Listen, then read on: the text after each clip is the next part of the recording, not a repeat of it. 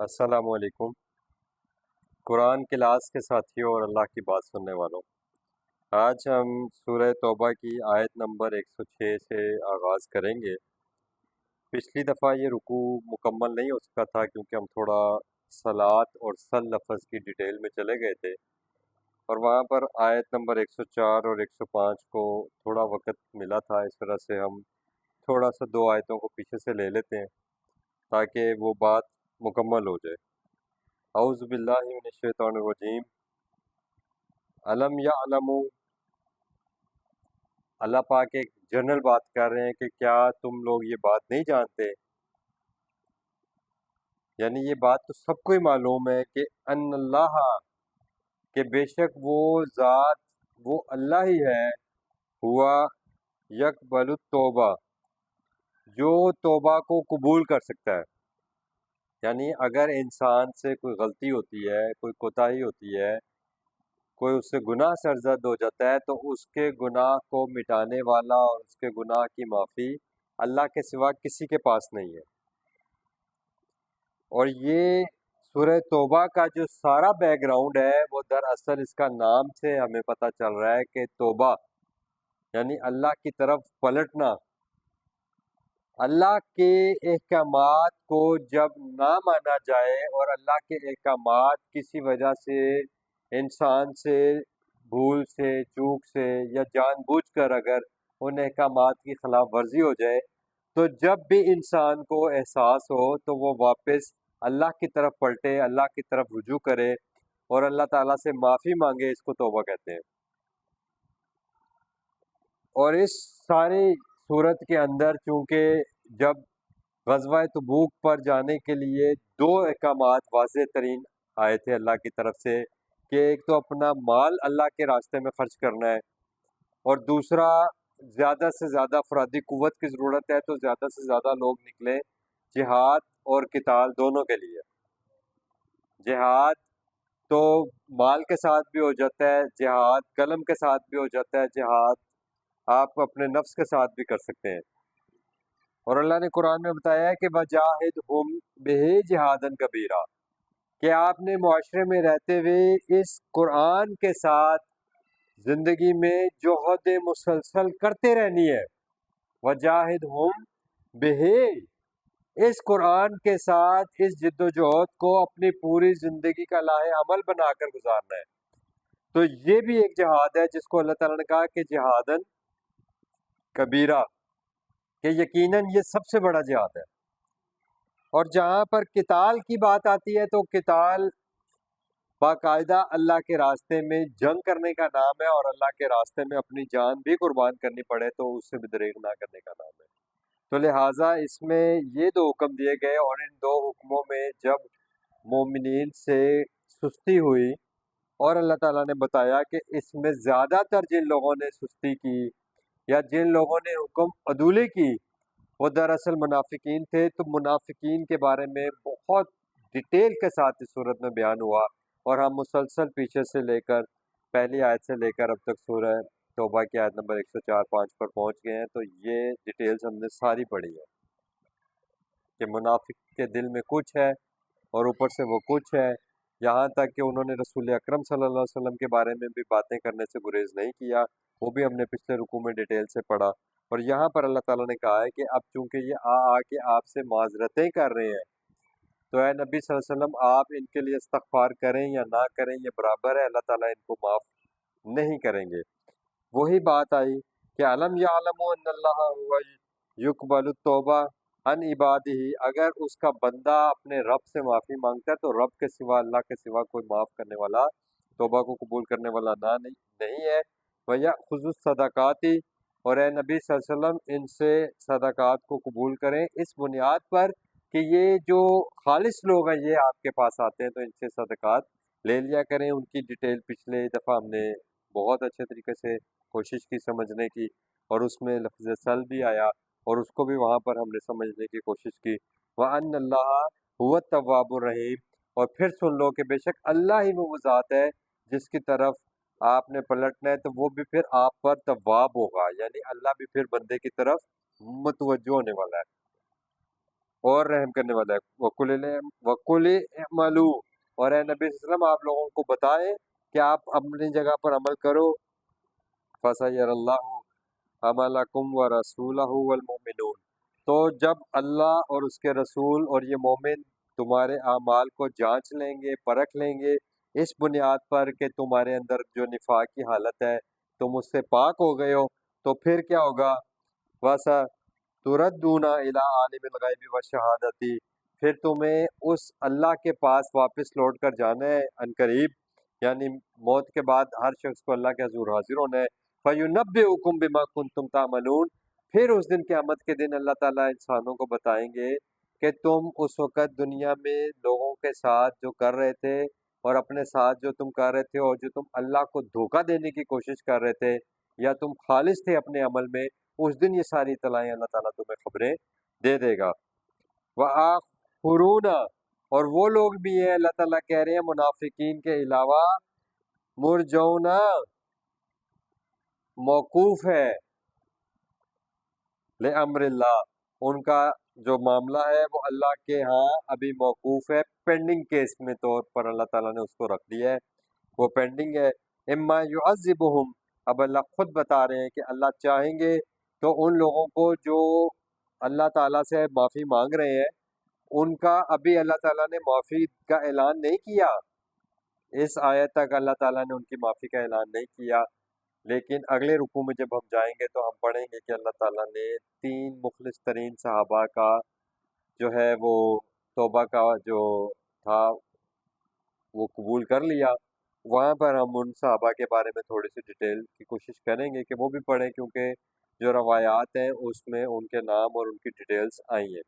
تو بہرحال دراصل معاملہ یہ ہے کہ انسان کو اپنے اللہ کے ساتھ تعلق اور اپنے رویے کی طرف غور کرنا ہے کہ اگر اس سے کبھی بھی زندگی میں اللہ کے کسی حکم کی حکم عدولی ہو جاتی ہے، کوئی حکم کی نافرمانی ہو جاتی ہے، تو اس کو فوری طور پر اللہ کی طرف واپس پلٹنا ہے، اللہ تعالیٰ سے معافی مانگنی ہے اور اس کے ساتھ اپنے تعلق کو مضبوط کرنا ہے، اور اللہ تعالیٰ کے ساتھ تعلق کو مضبوط کرنے کے لیے اپنی جان اور اپنے مال کو اور اپنے وقت کو اللہ تعالیٰ کے راستے میں کھپا دینا ہے۔ پھر یہی زندگی کا مقصد ہے، جس کے بارے میں کہا کہ زندگی بے بندگی شرمندگی، وہ زندگی نہیں ہے جو اللہ کی بندگی اللہ کے تعلق کو توڑ کر گزاری جائے۔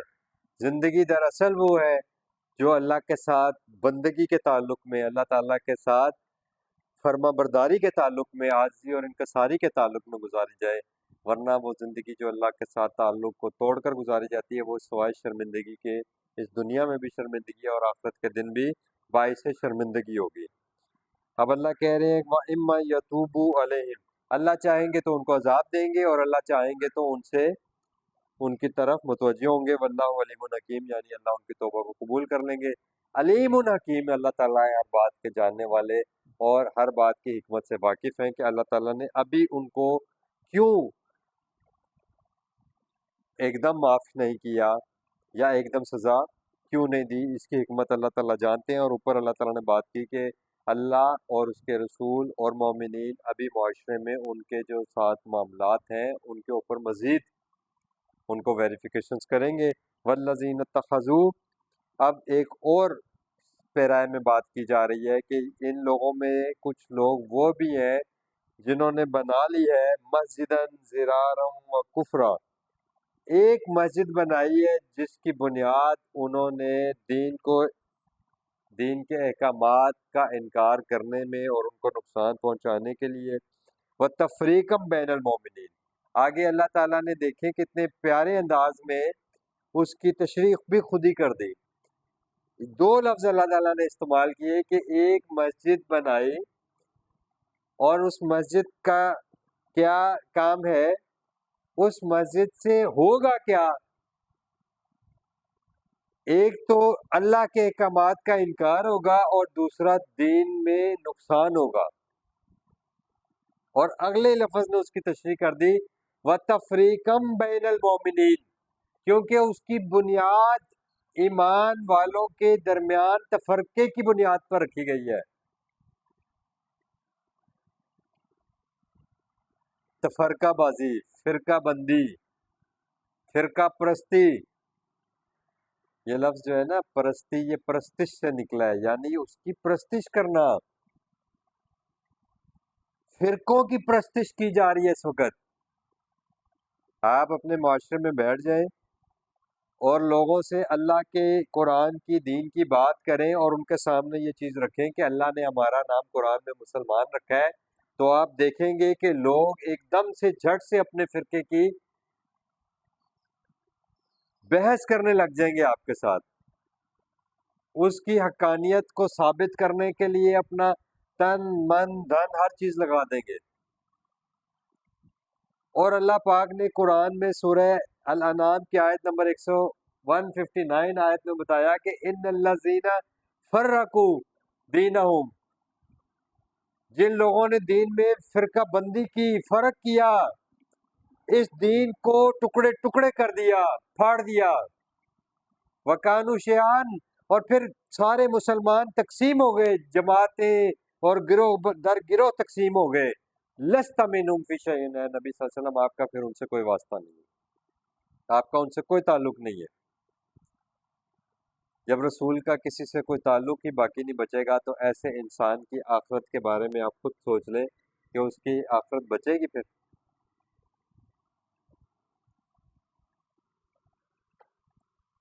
تو یہ نقصان کیسے پہنچائیں گے دین کو؟ اللہ نے بتا دیا کہ تفریقم بین المومنین، جب مومنین پھٹ جائیں گے، جب مسلمان ٹکڑے ٹکڑے ہو جائیں گے تو پھر کون سا دین بچے گا؟ دین کا مطلب ہے زندگی گزارنے کا طریقہ۔ ہر فرقے نے اپنا اپنا لائف سٹائل ڈیفرنٹ کیا ہوا ہے۔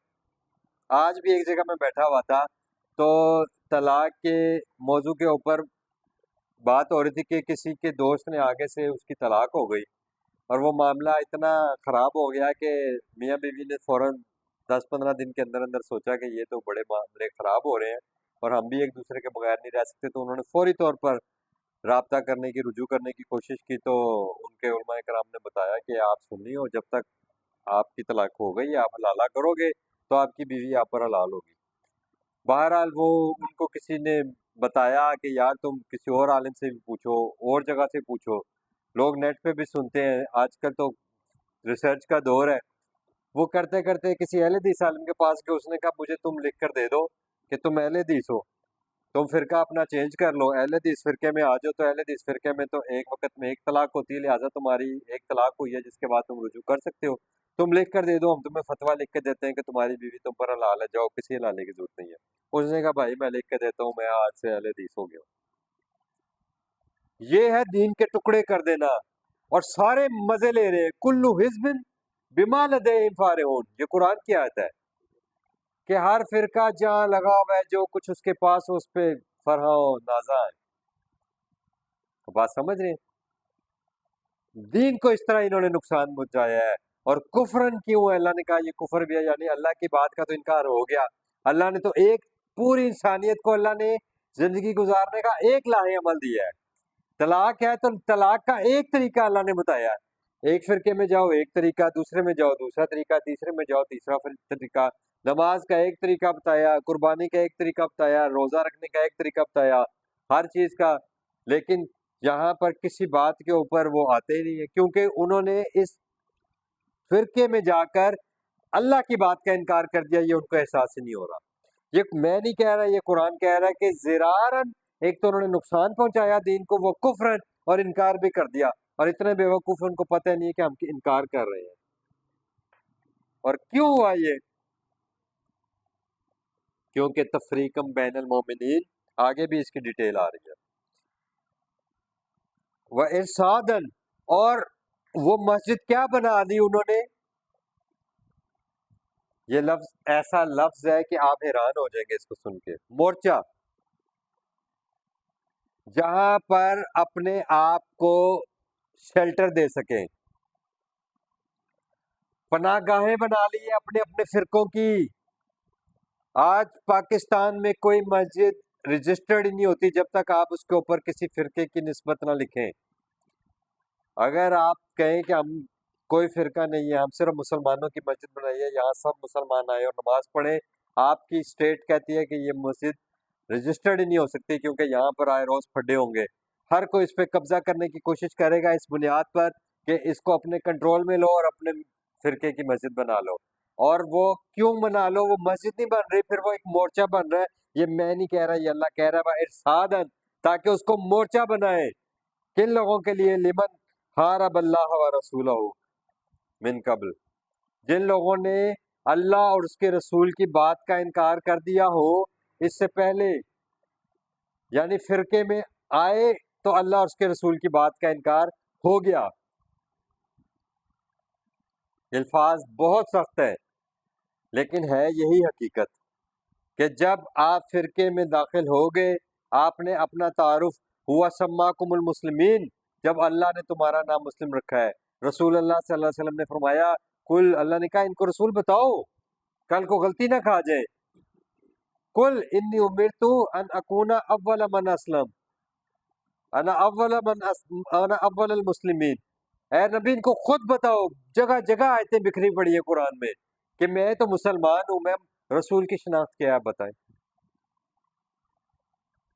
محمد رسول اللہ، حضرت عیسیٰ، حضرت موسیٰ، حضرت ابراہیم، حضرت یعقوب نے اپنے بیٹوں سے پوچھا میرے بات کیا کہو گے؟ نانو لہو مسلمون، اے ہمارے ابا جان، اے ہمارے پیغمبر، ہم تو اللہ کے مسلم بن کر زندگی گزاریں گے، ہم سب مسلم ہیں.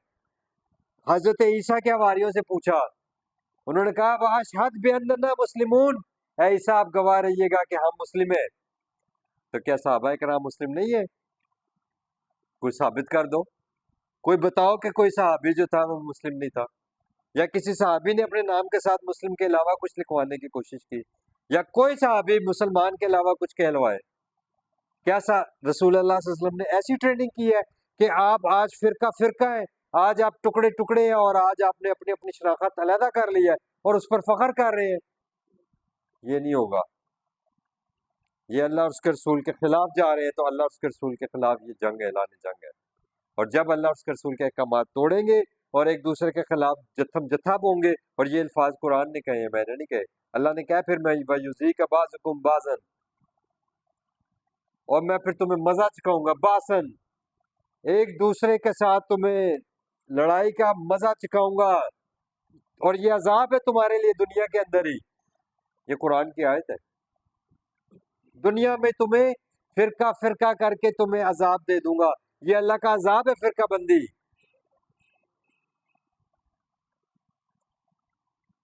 اور قرآن بھرا پڑا ہے اور بالکل واضح ہے.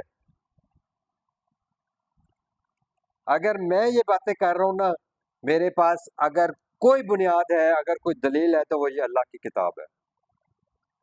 جس وجہ سے میں اتنے اعتماد کے ساتھ یہ بات کر رہا ہوں کہ مجھے اللہ اور اس کے رسول نے یہ پیغام دیا ہے کہ اللہ کے دین میں قرآن کے آ جانے کے بعد، سنت رسول اللہ صلی اللہ علیہ وسلم کے مکمل ہونے کے بعد کوئی گنجائش نہیں بچتی کہ کوئی مسلمان آپس میں ایک دوسرے کے ساتھ لڑائی جھگڑا کریں، باہم دست و گریبان ہو، فرقہ فرقہ ہو، ایک مختلف اپنی پہچانیں بنائیں اور دین کو ٹکڑے ٹکڑے کر دیں، سب اپنے اپنے راستے پر علیحدہ علیحدہ چلیں. یہ نہیں چلے گا. وَلَا تَتَّبِعُوا السُّبُلَ فَتَفَرَّقَ بِكُمْ عَنْ سَبِيلِهِ. اللہ نے قرآن میں واضح کہا ہے کہ ان کے رستوں پر مت چلنا، ورنہ یہ فَتَفَرَّقَ بِكُمْ عَنْ سَبِيلِهِ، یہ ہے اس رستے سے جس پر چلنے کا اللہ نے حکم دیا کہ پھر تمہیں وہ اس رستے سے ہٹا دیں گے. آج آپ قرآن کی بات کرو، کوئی سننے کے لیے نہیں تیار. میری یہ باتیں اگر کسی نے سن لی، نہ وہ میرے خلاف بات کرے، نہ وہ میرے خلاف جائے، نہ میرے خلاف کوئی فیصلہ کرے، فتویٰ دے، تو مجھے آگے پکڑ لیجئے گا. کوئی قرآن سننے کے لیے تیار نہیں ہے فرقے میں بیٹھ کر، کوئی اللہ کی آیت سننے کے لیے نہیں تیار. آگے سے وہ پھر کتاب اللہ سے باہر چلے جائیں گے اور آپ کو کہیں گے آپ اس کو نہیں مانتے، آپ اس کو نہیں مانتے. اور بھائی اس لیے مانے کہ وہ مسلمانوں کو فرقہ فرقہ کر دیں، اس لیے مانے باقی کتابیں، اس لیے باقی کتابوں کو مانے کہ وہ اللہ کے احکامات سے ہمیں دور کر دیں. پھر تمہاری تسلی ہو. بڑے خوش ہوتے ہیں کہ یار ہمارے فرقے میں نہیں آ رہے تو کم از کم دوسرے فرقے میں چلے جاؤ، لیکن ہمیں قرآن کی بات مت بتاؤ. خود تو دوسرے فرقے میں جاتے نہیں، ان کو کافر کافر کہتے ہیں. آپ کسی دوسرے فرقے میں بیٹھ جاؤ نا تو بڑے خوش ہوں گے کہ شکر ہے کتنے تے بیٹھا ساڈے تے آ کے نہیں گل کر رہا کہ بھائی تسی رو ہو. اب بات سمجھ رہے ہیں؟ یہ قرآن ہے جو تصدیق کرے گا ولیکن تصدیق الذی بین یدہ، جو کچھ مرضی لے آؤ بین یدہ، اب جو کچھ بھی تمہارے پاس ہے نا اس کی تصدیق قرآن کرے گا، ورنہ ایکسیپٹیبل نہیں ہے. سمپل فارمولا ہے. اور کریں گے کیا؟ وَلَيَحْلِفُنَّ، اور یقیناً یہ حلف دیں گے، قسمیں اٹھائیں گے. ان اردنا الا الحسنى، کہ نہیں ہم تو یہ نیکی کے کام کر رہے ہیں. احسن عملا زین لہ سوء عملہ فرآہ حسنا، اللہ کہتے ہیں قرآن میں سورہ فاتر اور بھی مختلف جگہ پہ کہ شیطان نے ان کے لیے ان کے اعمال آراستہ کر کے سجا کر دکھا دیے، ان کو بڑے حسین لگ رہے ہیں. کہ قسمیں کھاتے ہیں کہ ہمارا ارادہ، ہم تو نیک اعمال کرتے ہیں، ہم نے تو بھلائی چاہیے ہے. واللہ یشہد، اب سن لو اللہ کی گواہی. میں تو نہیں یہ باتیں کر رہا، میں آپ کو ایز اٹ از بتانے کی کوشش کر رہا ہوں. انشاءاللہ خود سے کچھ ایڈ نہیں کروں گا میں، مجھے یہ حق ہی نہیں ہے. ما لیس بحق، حضرت عیسیٰ کی سٹیٹمنٹ کہ اللہ جو آپ نے مجھے کہا ہے نہیں کہنے کو، مجھے یہ حق ہی نہیں پہنچتا کہ میں وہ بات کروں جو آپ نے مجھے کہنے کو کہی نہیں. ایک عام امتی وہ باتیں کیسے کر سکتا ہے؟ سورہ الحاقہ آیت نمبر 44 45 46 کہ وَلَوْ تَقَوَّلَ عَلَيْنَا بَعْضَ الْأَقَاوِيلِ، اے نبی ہمارے ایسے متعلق کوئی خود سے بات نہ کرنا.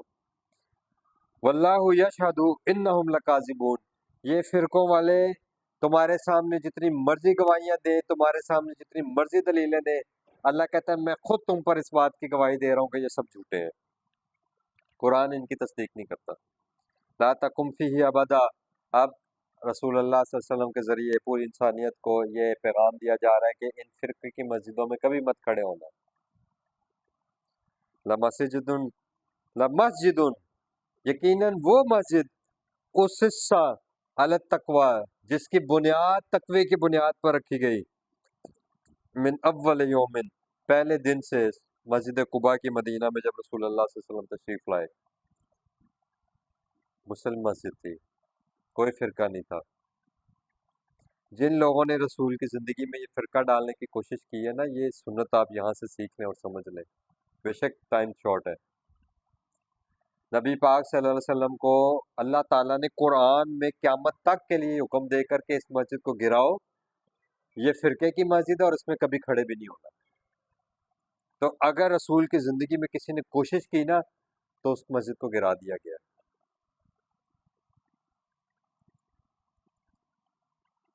احق ان تقوم فیہ، اور جس کی بنیاد تقوی کی بنیاد پر ہے، جس کا مقصود اللہ کی ذات ہے نا، اس مسجد میں کھڑے ہو. فیہ رجال، اب ان مسجدوں میں کون لوگ ہیں اللہ بتا رہے ہیں. اب یہ اسی فرقے کی اگینسٹ آیت آ رہی ہے، یحبون ان یطہروا، کیونکہ یہ لوگ تو پاک رہنا چاہتے ہیں بھائی، یہ اس فرقہ بندی کی گندگی میں نہیں گرنا چاہتے. یہ کتاب اللہ کی واضح ہدایت کو چھوڑ کر اپنے آپ کو فرقوں کی اس کشمکش میں مبتلا نہیں کرنا چاہتے. یہ خود کو پاک رکھنا چاہتے ہیں، یہ خود کو فرقہ بندی کی لعنت سے محفوظ رکھنا چاہتے ہیں. ایسے لوگوں کے ساتھ ایسی مساجد میں کھڑے ہو جو فرقہ بندی سے پاک ہے، کیونکہ رجال یحبون ان یطہروا، کہ وہ پاک رہنا چاہتے ہیں خرافات سے.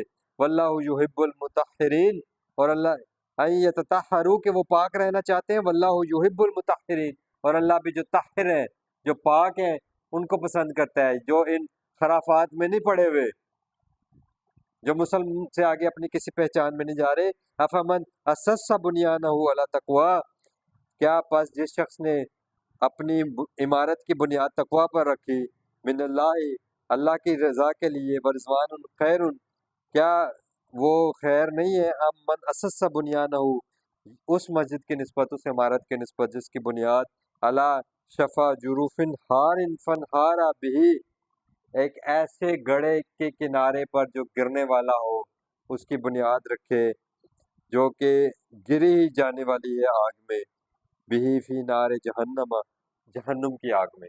یعنی ایک ایسی عمارت کی بنیاد گر جانے والی کھائی کے کنارے پر رکھی جانے والی کہ اس کو دوزخ کی آگ میں لے کر گرے، کیا وہ بہتر ہے یا وہ عمارت بہتر ہے جو اللہ کے تقوی کی بنیاد پر رکھی جائے؟ اب آپ خود اندازہ لگا لیں کہ آج معاشرے کی حالت کیا ہے۔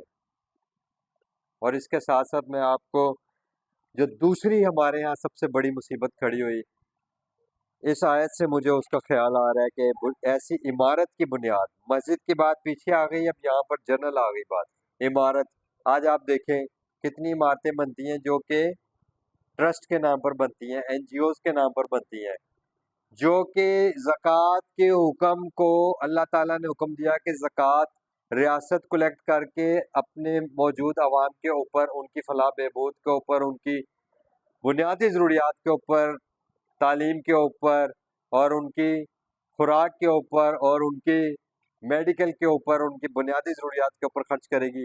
انہوں نے وہ ساری زکوٰۃ کو کلیکٹ کر کے اپنے اپنے ٹرسٹ بنا کے، اپنے اپنے ادارے بنا کے، اپنے اپنے عمارتیں بنا کر کے، جی ہم تعلیم کا ٹرسٹ ہیں، ہم کھانا کھلاتے ہیں فری میں، ہم نے یہ عمارت بنائی، ہم نے وہ عمارتیں بنائی۔ اللہ کہہ رہا ہے نو، یہ ایکسیپٹیبل نہیں ہے ایک ریاست کے اندر کسی اور دوسری ریاست کا یا دوسرے اداروں کا وجود جو اس بنیاد پر رکھا جائے گا، جو قرآن و سنت کے اعمال سے منافی ہوگا، جو اس سے ٹکرائے گا، وہ معاشرے کو کبھی بھی فائدہ نہیں پہنچائے گا۔ اللہ تعالیٰ نے کہا وہ جہنم کی آگ میں گرے گا اور معاشرے کو بیڑا غرق کرے گا۔ واللہ لا یہدی القوم الظالمین، جو لوگ اللہ کی آیات کا حق مارتے ہیں، اللہ تعالیٰ ایسے ظالم لوگوں کو پھر ہدایت نہیں دے گا۔ لا یزال بنیانہم الذی بنوا ریبتن، اور جو عمارت انہوں نے بنائی ہے، یہ اس کے سوا کہ ان کو ذہنی خلجان میں، ان کے کنسیپٹس کو ہمیشہ خراب رکھے گی، ان کو ریب میں، فی ریبتن، فی ریبتن، ریب میں، شک میں مبتلا رکھے گی، فی قلوبہم، ان کے دلوں کو، اللہ، اور ما سوائے اس کے کہ وہ اس کے علاوہ اور کوئی اس کا نہیں ہوگا کہ ان کو شک میں ڈالے۔ اور اس کا نتیجہ کیا نکلے گا؟ ان تقطع قلوبہم، کہ ان کے دل آپس میں قطع ہو جائیں گے، کٹ جائیں گے۔ معاشرے میں ہر انسان آج دیکھیں دوسرے سے کٹا ہوا ہے۔ یقین جانے مساجد میں اذان کا وقت ہوتا ہے، نماز کا وقت ہوتا ہے، تو ایسے لوگ جا رہے ہوتے ہیں مساجد کے آگے سے گزر کے، وہ سب مسجدوں میں ہی جا رہے ہیں، لیکن وہ کیا ہے کہ اس مسجد کو چھوڑ کر کوئی ادھر بھاگ رہا ہے، کوئی اس کو چھوڑ کر ادھر بھاگ رہا ہے، ادھر والا ادھر آ رہا ہے، ادھر والا ادھر جا رہا ہے۔ ان تقطع قلوبہم، ان کے دل پھٹے ہوئے ہیں، ٹوٹے ہوئے ہیں، کٹے ہوئے ہیں۔ واللہ علیم حکیم، اللہ پاک تمہیں اپنے علم سے یہ ساری باتیں دے رہا ہے تاکہ تم بھی جان جاؤ۔ اللہ تعالیٰ تمہیں اپنے علم سے یہ ساری ہدایات دے رہے ہیں تاکہ تم بھی جان جاؤ، اور حکیم بھی اللہ تعالیٰ کہ اگر تم کتاب اللہ پر آ جاؤ گے تو تمہارے معاشرے کے اندر جتنی ٹوٹ پھوٹ ہو چکی ہوئی ہے، جتنی تنزلی ہو چکی ہوئی ہے، جتنی بربادی ہو چکی ہوئی ہے، جتنی توڑ پھوڑ ہو چکی ہوئی ہے، وہ سارا ریوائول ہو جائے گا اگر تم کتاب اللہ، قرآن و سنت کی طرف آ جاؤ گے۔ اللہ تعالیٰ نے بتایا فَقَدِ اسْتَمْسَكَ بِالْعُرْوَةِ الْوُثْقَىٰ قَدْ تَبَيَّنَ الرُّشْدُ مِنَ الْغَيِّ، بس جو رشد ہے نا، وہ سیدھی بات جو ہے نا، اللہ کی ہدایت جو ہے نا، وہ کھول کر وضاحت کے ساتھ بیان کر دی گئی ہے۔ اب جو کوئی اس کو پکڑ لے گا، قَدْ تَبَيَّنَ الرُّشْدُ مِنَ الْغَيِّ، جو ٹیڑھی بات سے علیحدہ کر دی گئی ہے، فَقَدِ اسْتَمْسَكَ بِالْعُرْوَةِ الْوُثْقَىٰ، بس اس نے ایک مضبوط سہارے کو پکڑ لیا، لَا انفصام لہا، جو پھر کبھی نہیں ٹوٹے گا، یعنی وہ معاشرہ جو کتاب و سنت کو پکڑ لے گا اور اس پر آ جائے گا تو پھر وہ ایک ہو جائیں گے۔ اللہ تعالیٰ نے قرآن میں کہا بھی یہ ہے کہ انما المؤمنون اخوہ، کہ تمام مومنین آپس میں بھائی بھائی ہیں۔ اسی طرح رسول اکرم صلی اللہ علیہ وسلم سے روایت ہمیں ملتی ہے کہ جو مومن ہے کا جسد الواحد، وہ ایک جسم کی مانند ہے، تو اگر جسم کے کسی ایک حصے کو تکلیف ہوتی ہے تو سب کو تکلیف ہوتی ہے۔ یہاں ہمارا دشمن ایک ایک کر کے ہمارے تمام اسلامی ممالک کے اوپر حملے کر رہا ہے، اس کو تباہ کر رہا ہے، اور ہم کہتے ہیں ہمیں تو نہیں مار رہا، ہم اپنی جگہ سکون میں بیٹھے ہوئے ہیں۔ ہم کیسے مسلم ہیں، ہم کیسے ایمان والے ہیں کہ اللہ کے رسول کی یہ واضح ہدایت، یہ قول رسول ہمارے پاس موجود ہے، لیکن ہم پھر بھی دنیا میں بھی خوار ہو رہے ہیں، ذلیل ہو رہے ہیں اور بدحال ہو رہے ہیں۔ اس کی وجہ صرف یہی ہے کہ ہم نے اس کتاب اللہ کو چھوڑا ہوا ہے۔ اور وقال رسول یا ربی ان قوم اتخذوا ھذا القرآن مہجورا، یہی قیامت کے دن رسول اکرم کی شکایت ہماری لگائیں گے اللہ کے پاس کہ اے اللہ میری امت تو قرآن کو چھوڑ کر کسی اور جگہ سے اعمال لے کر اپنے اعمال پر لگی ہوئی تھی، یہ قرآن سے ٹیلی نہیں ہو رہے، تو اے اللہ میں تو ان کو قرآن دے کر آیا تھا، میں اپنی ذمہ داری پوری کر کے آیا تھا، اب ان تک قرآن پہنچ بھی گیا تھا، کیونکہ قرآن کے اندر سٹیٹمنٹ ہے کہ قیامت کے دن جب جہنم کے داروغہ جہنم والوں سے پوچھیں گے کہ کیا تمہارے پاس کوئی آگاہی دینے نہیں آیا تھا، تو وہ کہیں گے ہاں بالکل آیا تھا، اگر ہم سنتے اس کی بات اور اپنی عقل استعمال کرتے اور اس بات کو قبول کر لیتے، اس دعوت کو قبول کر لیتے، تو آج ہم وما کننا لاصحاب السعیر، تو آج ہم جہنم والوں میں سے نہ ہوتے۔ اللہ تعالیٰ آپ ہمیں آج اسی دنیا میں اس کتاب کو اپنے مضبوطی سے پکڑنے کی ہمیں توفیق عطا فرمائے، اور اس کو انسانیت تک پہنچانے کی بھی ہمیں توفیق عطا فرمائے، آمین یا رب العالمین۔